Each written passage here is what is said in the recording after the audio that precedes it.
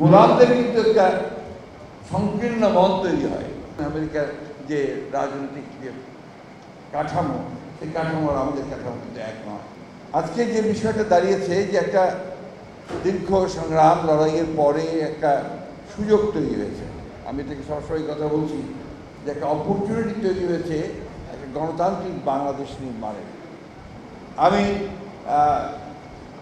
মনের প্রাণে গণতন্ত্রে বিশ্বাস করি। এই জন্য আমাদের সঙ্গে আমার অনেক তর্ক হয়েছে, আপনার জেলে বসে অনেক তর্ক হয়েছে, কিন্তু আমি গণতন্ত্রে বিশ্বাস করি, লিবারেল ডেমোক্রেসি বিশ্বাস করি। বিপ্লব যারা করবেন তারা বিপ্লবী দল করবেন, বিপ্লবী সংগঠন করবেন এবং বিপ্লব করে বিপ্লবী সরকার গঠন করে তারা দেশে বিপ্লবকে সফল করবেন। এটাও আমি মনে করি যে এটাও একটা বড় রাস্তা বা বড় পথ মুক্তির জন্য। আর আমরা যারা লিবারেল ডেমোক্রেসিতে বিশ্বাস করি, আমরা বিশ্বাস করি যে আমরা জনগণের সমর্থন নিয়ে সরকারে যাব, অর্থাৎ নির্বাচনের মধ্য দিয়ে সরকারে যাব, কাজগুলো করার চেষ্টা করবো যে কাজগুলো আমরা কমিট করেছি জনগণের কাছে, তারপরে আবার জনগণের কাছে ফিরে যাব। যদি তারা আমাকে আবার গ্রহণ করেন আমি আসবো, না হলে আসবো না। এই লিবারেল ডেমোক্রেসি অর্থে আমরা বিশ্বাস করি। আমরা বিশ্বাস করি যে সকল মতামতকে প্রকাশ করার সুযোগ দিতে হবে। আমরা বিশ্বাস করি যে সকলকেই তার কথা বলার সুযোগ দিতে হবে। আমরা বিশ্বাস করি যে একজন সাধারণ যে কোনো মানুষের ন্যায্য বিচার পাওয়ার অধিকার রয়েছে এবং তার সমাজে তার মর্যাদা প্রতিষ্ঠা হওয়ার সুযোগ রয়েছে, কিন্তু সেটা হয় না। কারণ আমাদের বিশেষ করে আমাদের বাংলাদেশে শুধু আজকে নয়, সারা বিশ্বেই বোধহয় এই প্রবণতা দেখা দিয়েছে যে লিবারেল ডেমোক্রেসিকে এখন নিচে নেমে যেতে হচ্ছে, একটু পরাজিত হতে হচ্ছে আপনার পপুলিজমের কাছে এবং অ্যাট দি সেম টাইম আপনার কিছুটা আপনার ওই অথরিটেরিয়ান রেজিমগুলোর কাছে। এটা বাস্তবতা। এখন এটা কেন হচ্ছে তার গবেষকরা বিশ্লেষণ করবেন।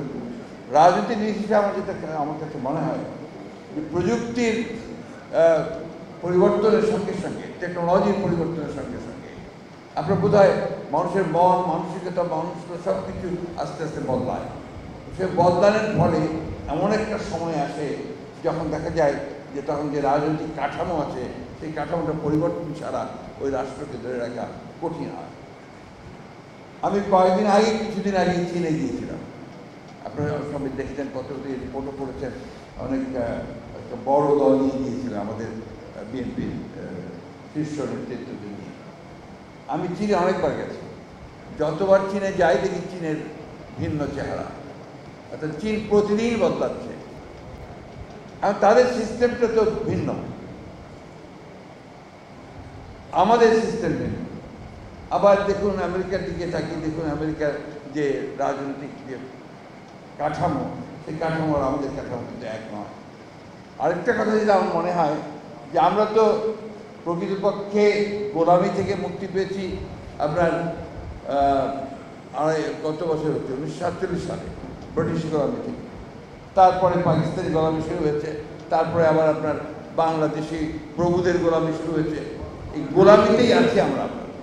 গোলামদের কিন্তু একটা সংকীর্ণ মন তৈরি হয়, কিছুতেই আপনার খুব বেশি বড় করে দেখার সুযোগ হয় না।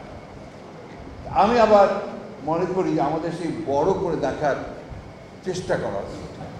আমাদেরকে সেই চেষ্টা করা উচিত যে আমরা একটা মুক্ত সমাজ চাই, আমরা একটা মুক্ত রাষ্ট্র নির্মাণ করতে চাই, আমরা একটা মানুষের মধ্যে মানুষের একটা ভালোবাসা তৈরি করতে চাই।